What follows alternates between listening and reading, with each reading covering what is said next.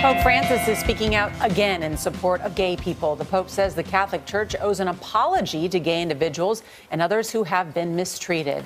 Referring to Christians, he said, quote, "We are sinners." Francis spoke after a visit to Armenia, where he angered Turkey's government by describing the mass killings of Armenians a century ago as genocide. Seth Doan is in Rome, just outside Vatican City, with reaction to the Pope's newest comments. Seth, good morning.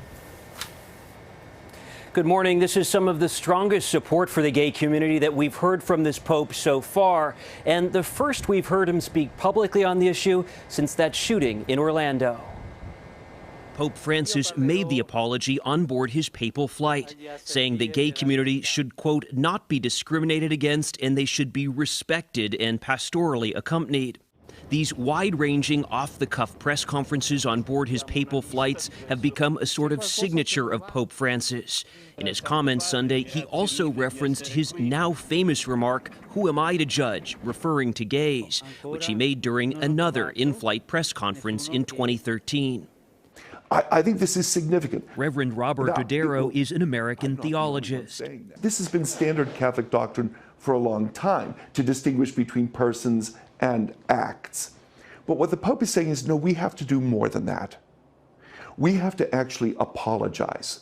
As Catholic Christians, we have to apologize to groups of people, homosexuals being one of them, whom our language and behavior has hurt. Following the mass shooting at that gay nightclub in Orlando, the Vatican had released a written statement about the dreadfully high number of innocent victims, which has caused the deepest feelings of horror and condemnation. But the Holy See was criticized for not specifically noting that so many of the Orlando victims were gay. While the Pope's comments have set a different tone, the Church has not changed its official stance on gay issues, teaching homosexual acts are sinful. Back in April, a report on the family titled "The Joy of Love" wrote there are absolutely no grounds for considering homosexual unions. The Pope often gets credit for being a reformer, but church doctrine doesn't change here. No, it doesn't change. But what changes is tone. And tone is very important. It may be as important as doctrine. So then is this all public relations? If it were only public relations, though, would that be such a bad place to start? The Pope also extended an apology to the poor, to exploited women, and also, Gail, to child laborers.